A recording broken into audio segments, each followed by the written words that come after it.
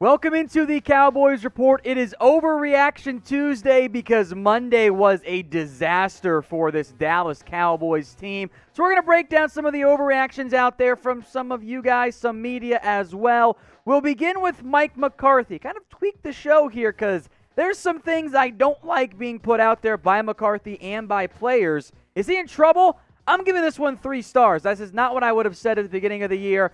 After just 6 games, the honeymoon is over. And I am concerned. Honeymoon was really over after week 1. Now, McCarthy, there's 2 things going on here that I don't like at all. Number 1, it's what Mike McCarthy is saying. Number 2 is what the players are allegedly saying. We'll begin with Mike McCarthy. His quote after the game, "I felt like our preparation coming into the game was our best this year." What he's saying is, we practiced well. I don't like this quote at all for a couple different reasons. The number 1 reason is they were bad. They didn't look like they prepped well at all. They looked confused on offense. I interpret this quote from Mike McCarthy one of 2 ways.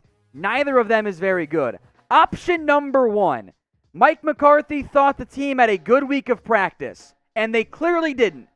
So does that mean the staff can't evaluate this team? I already have concerns about this because they kept throwing Darian Thompson out there. They said Terrence Steele was better than Brandon Knight.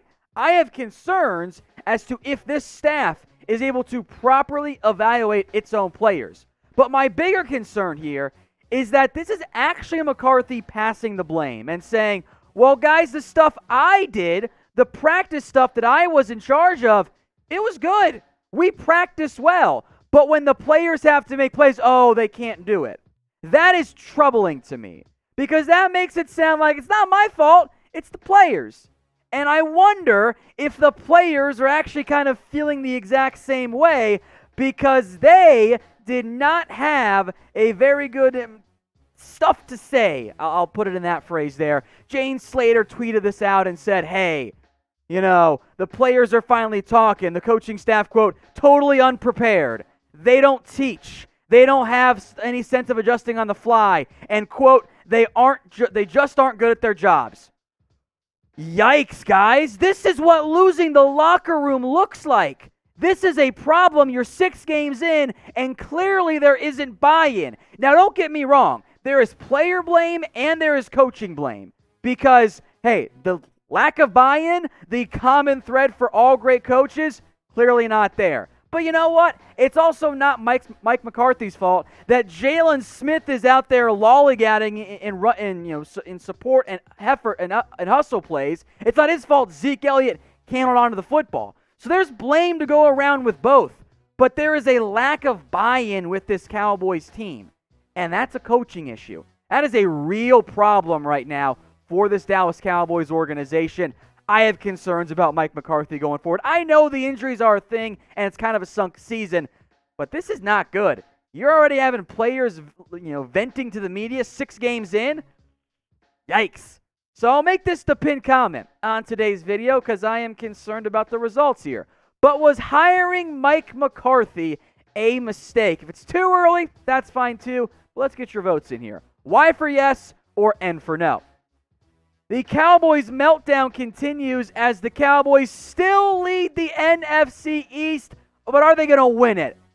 I'm going to give it 2 stars. I mean, they have a half-game lead over Philadelphia, a game lead over the New York Giants and the Washington football team. I don't have a tremendous amount of confidence in this Cowboys team. Now, Jerry Jones and McCarthy, they're not going to give up hope yet because, darn it, they feel good about their team. They shouldn't. Look, injuries killed this team. You're down to 1 starter on the offensive line. Your quarterback's out for the year. Your defense is bad and also banged up. Tight end 1 is out for the year. You're lucky to be 2-4. If you played in any other division, the season would have already been over because you're not going to do much except in the NFC East. So maybe the Cowboys will win it. Get your votes in here as well. 1 for yes, 2 for no. As weird as this sounds, the Cowboys are the betting favorite in the NFC East. Now, I've taken a different approach over the past couple of games here for the Cowboys when it comes to the spread.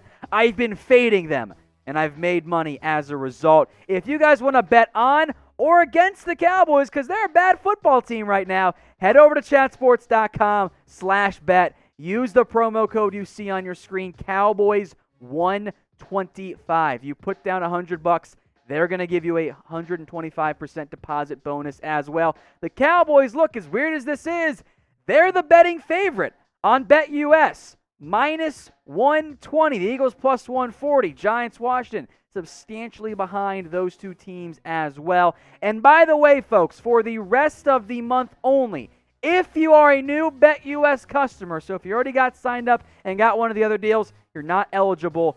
If you sign up and deposit $100, you'll get the 125% deposit bonus, and we'll hook you guys up with a Cowboys jersey. Remember to use the link, chatsports.com/bet, the promo code Cowboys125. After you sign up, deposit, and place a bet for you new customers, email us, cowboys@chatsports.com, and we'll get you hooked up, and you'll be able to claim a Cowboys jersey of your choosing. Only available for new BetUS customers, back now for the rest of the month of October. I did not put a Zeke jersey there because he's a problem right now. 4 stars, man. Like, this is not good.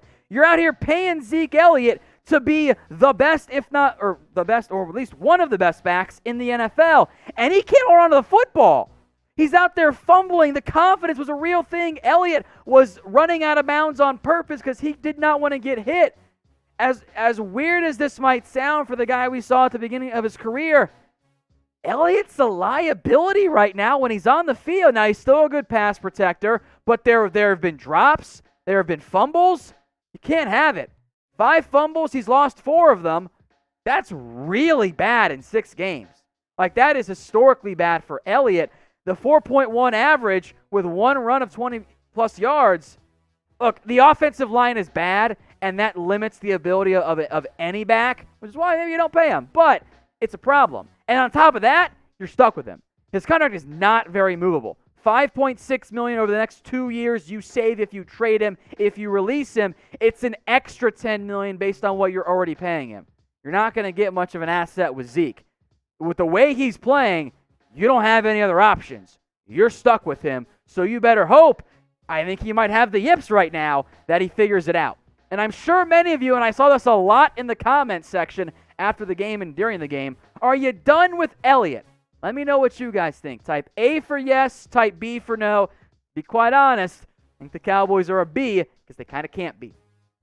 Let's go back to coaching here. How about firing Mike Nolan? If you want to do it, sure. I'm going to give this one 2 stars because you know what? I'm not really going to stand in the way of moving on from him because he simply hasn't done a good enough job. The defense is struggling. The Cowboys went from a very simplified scheme to a more complicated scheme, and they are struggling with it. And they're last in the NFL in scoring defense. Nothing is really working. Something has to change. These numbers, folks, they're unacceptable. You're allowing 36 points per game. Your run defense is hot garbage. Heck, against the Cardinals, they've been trying new things. They really have been. They tried to run some more quarterback contained. That's why there's really no pressure because they were so worried about Kyler Murray using his legs.